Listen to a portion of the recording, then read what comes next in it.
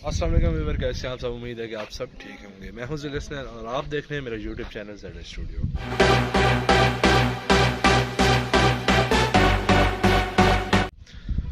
Viewers, आप में से बहुत सारे फ्रेंड मुझसे ये पता कर रहे थे कि आप शाह साहब किधर आए हैं, ज़िलस्नैन भाई कि आपकी वीडियो क्यों नहीं आ रही हैं, क्या वजह है।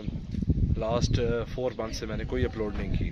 तो व्यूअर्स, रीज़न ये था कि जैसे कि आप जानते हैं कि मेरे मामू थे असद शाह साहब, जिनके साथ मैंने बहुत सारे व्लॉग्स भी बनाए हैं।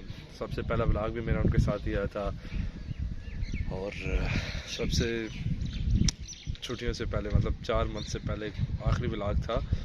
2 थे, एक रबी अव्वल का था और एक था चेकअप कराना लाजमी था। तो व्यूअर्स, चेकअप कराना लाजमी में मैंने आपको नहीं बताया था कि मामू को ब्रेन ट्यूमर है। तो मामू को ब्रेन ट्यूमर था व्यूअर्स, एंड अक्टूबर में उनका ऑपरेट हुआ डॉक्टर अहमद ताशफीन के पास, मेगा मेडिकल कम्प्लेक्स में। मैं कभी भी आपको रिकमेंड नहीं करूँगा कि आप अहमद ताशफीन के पास जाएँ, उसके पास ऑपरेट कराएँ अपने किसी भी पेशेंट का, अपने किसी भी अजीज़ का। तो व्यूअर्स, 13 अक्टूबर को उनका ऑपरेट हो गया और ऑपरेट सक्सेस था। ठीक थे, मेमोरी ठीक थी, बॉडी पार्ट्स ठीक थे, मतलब पार्ट्स वगैरह जितने भी थे बॉडी तमाम की तमाम ठीक थी। पर 16 को मामू की दोबारा से तबीयत ख़राब होगी, शिवरिंग स्टार्ट होगी।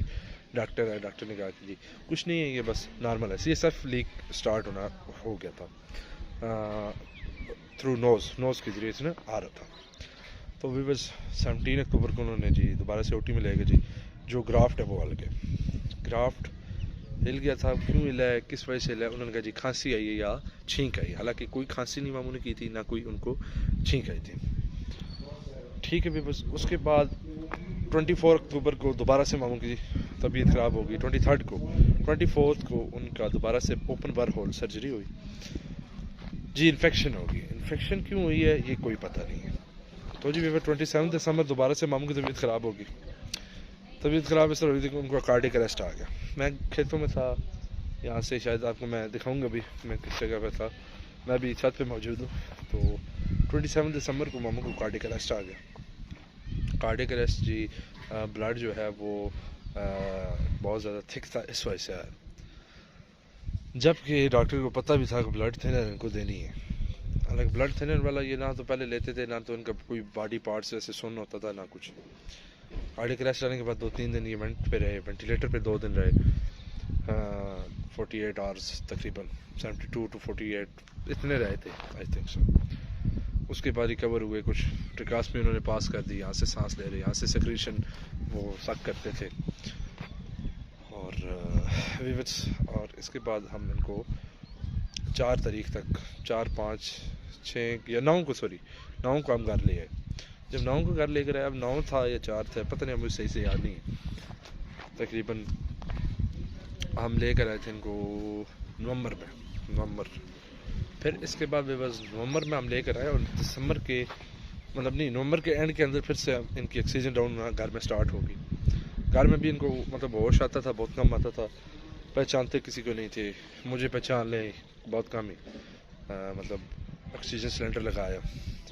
तो घर में ऑक्सीजन जब डाउन हुई तो हमने इनको ऑक्सीजन सिलेंडर लगाया, पर ऑक्सीजन आप नहीं हो रही थी, काफ़ी देर लगा रहा। मैंने 1122 रेस्क्यू को कॉल की, उनकी गाड़ी विदिन 20 to 25 मिनट हमारे पास पहुंच गई चकवाल से।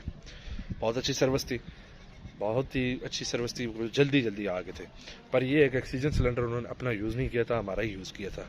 अब ये क्या वजह है ये कोई मुझे इस बारे में मालूम नहीं है, क्योंकि मुझे उन्होंने गाड़ी में नहीं बैठने दिया था। एक हमारा मेडिकल अटेंडेंट थे, साथ मेरे मामू ही थे, वो भी तैर शाह साहब, वो बैठ के थे। तो उन्होंने कहा दूसरा बंदा बस हाथ एक हमारे घर से लेडीज़ उनके साथ बैठ गई, मैं दूसरी मामू थी उनकी गाड़ी पे आ गए चकवाल DHQ में गया। उन्होंने रेफ़र कर दिया फौजी फाउंडेशन। स्टेबल नहीं हो रहे थे, ऑक्सीजन स्टेबल नहीं हो रही थी, हार्ट बीट स्टेबल नहीं हो रही थी। तो फौजी फाउंडेशन रेफ़र किया, फौजी फाउंडेशन के उनका नमूनिया इनको मेगा मेडिकल कम्प्लेक्स में ही हो चुका था। पर यह है कि मेगा मेडिकल कम्प्लेक्स वाले डॉक्टर अहमद ताशफीन ने हमें इस बारे में बिल्कुल नहीं बताया था कि इनको नमूनिया हो चुका है, बल्कि उसने ये कहा था कि इनको आप कल परसों तक डिस्चार्ज कर लें और इनको घर जाते सारी इनको नहला दें। एक नमूनिया के पेशेंट को क्या नहलाया जाता है? बस आपसे मेरा ये क्वेश्चन है। हम घर लेकर आए, हमने नहलाया नहीं, कोई कुछ नहीं किया। हाँ, इनकी ये थी कि हम इनकी साफ़ सुथराई करते थे, अपने ग्लव्स हमने यूज़ करने, मास्क यूज़ करना, बहुत ज़्यादा केयर हमने रखी हुई थी, कहीं से फिर हमारे से इन्फेक्शन हो जाए। CRP 121 चली गई, हॉस्पिटल में थी महंगा में, घर आए तो इनकी टोटल 14-13 पे आ गई। ये भी प्लस पॉइंट था हमारे लिए, वेंट पे उतर जाना ये भी प्लस पॉइंट था। लेकिन VP शंट डॉक्टर ताशविन को फर्स्ट के बाद चलो सेकंड में ही इनको पास कर देना चाहिए था, VP शंट, पर उन्होंने नहीं किया। जब पानी बने वो ऑपरेशन कर दें, जब पानी बने ऑपरेशन कर दें। उनके इंस्ट्रूमेंट में भी इन्फेक्शन थी। ये हमें बाद में कई लोगों ने बताया कि जी आपने इधर क्यों लेकर गए हैं। हमने कहा हमें तो इसने ये कहा था, इसने तो पूरी गारंटी ये वो सब कुछ नहीं दिया था, पर नहीं हराना। तो फिर बस हम फौजी फाउंडेशन में गए, उन्होंने कहा कि इनको नमूनिया है। फिर उन्होंने कहा VP शंट इनको पास करना है। 5 दिसंबर को उन्होंने VP शंट इनको पास कर दिया। VP शंट के बाद उनकी दोबारा से यादाश्त वापस आ गई, अल्हम्दुलिल्लाह। यादाश्त वापस आई, ठीक ठाक थे, मतलब हैंड शेक करते थे मेरे साथ, हाथ बहुत ज़ोर से पकड़ते थे, दबाते थे सही से मेरा। तो मुझे हमेशा वो लाडला कह के घर में पुकारते थे।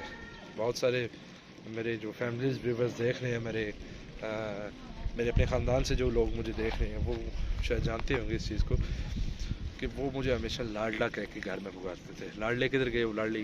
मेरी जो है 17.3 एज हो गई है, ईयर 17.3 ईयर मेरी एज हो चुकी है, पर हम दोनों रहते भाइयों की तरह थे। मेरे मामू थे, वो उन्होंने मेरे वालिद की डेथ के बाद, मैं तकरीबन 6 to 7 मंथ का था, मेरे वालिद की डेथ हो गई थी। तो मुझे उसके बाद मैं यहीं पर पला, यहीं पर मतलब उन्होंने मुझे वालिद वाला भी प्यार दिया, मामू वाला भी प्यार दिया, और मामू वाला भी प्यार दिया, और भाइयों वाला भी प्यार दिया, क्योंकि मैं एक हूँ, ना मेरा भाई नहीं है, ना ही मेरी बहन है कोई। तो वीवर्स, VP शंट पास होने के बाद सब कुछ ठीक होगा, मैं फीड कराता था, ठीक थे। उनकी पिक लाइन कोई पास हुई थी, CVP लाइन जिसे कहते हैं, या पिक लाइन, उनकी यहाँ से उन्होंने पास की थी। वो उन्होंने बाजू रगड़ा या क्या वजह हुई, तो उसमें मतलब वो उसमें क्लॉट बन गया दोबारा से पूरी में। तो वो उन्होंने ब्लड थिनर वगैरह दिए, तो उस वजह से बाजू बहुत सूज गए। तो उन्होंने मतलब ऊपर से लटका दिया था, ब्लड जो है ना वो सर्कुलेट करे। मैं जब जाऊँ ICU में फौजी फेडरेशन में नहीं रहने देते अंदर, बस जाएँ देख के वापस आ जाए, वो भी एक बार। मामू भी बार बार कहेंगे यार इसको उतार दे, मैं जाता था, मैं उतार देता था, तो वो फिर कहते थे चलो आप चले जाओ, हम लगा देंगे, तो वो लगा देते थे। फिर 27 दिसंबर को रात 12:14 पे 3 जुमादी सानी इस्लामिक डेट में इनको ऑक्सीजन और हार्ट रेट कम हुई, ठीक है। लिप उनके हल्की सी मूवमेंट हुई, बिल्कुल हल्की सी, चेहरे पे बिल्कुल पसीना हल्का हल्का आया, और मामू की रूह का था। 27 दिसंबर को मामू का जनाजा भी हो गया, अभी तो 40वां भी उनको गुजर चुका है। तो बहुत सारे व्यूवर्स के कमेंट आ रहे थे, शाह साहब आप क्यों नहीं वीडियो बना रहे, ज़िले भाई क्यों नहीं वीडियो बना रहे। तो रीज़न यही थी, मामू के साथ ही तकरीबन मैं 3 to 4 मंथ्स ये मामू के साथ ही रहा, ये जितना भी टाइम था। और बहुत से व्यूवर्स के ये भी कमेंट्स थे कि 3 दिसंबर आपकी बर्थडे है, तो आपने क्यों नहीं बनाई, ये है वो है। बस भाई, जब आप लोग बहुत सारे व्यूवर्स जानते होंगे इस चीज़ को कि एक पेशेंट अगर आपके घर में है या हॉस्पिटल में ही पड़ा है, तो आप उसके साथ हो तो आपकी अपनी होश नहीं रहती है। 100 में से अगर 30% पेशेंट बीमार है ना, तो आप बल्कि 50% आप भी साथ हो ही जाते हो मेंटली तौर पे। मेरे लिए दुआ करें, और मेरे मामू की मग़फ़िरत के लिए दुआ करें। सो फिर मिलेंगे किसी अच्छी सी वीडियो के साथ, तब तक के लिए दीजिए इजाज़त। अपनों में रहें, अपनों को खुश रहें, और मुझे अपनी दुआओं में हमेशा याद रखें। ओके, अल्लाह हाफ़िज़। एंड हाँ, मेरे चैनल को लाजमी सब्सक्राइब करिएगा, एंड मैं इंशाल्लाह पूरी कोशिश करूँगा कि आपसे डेली व्लॉगिंग स्टार्ट करूँ। Thanks for watching.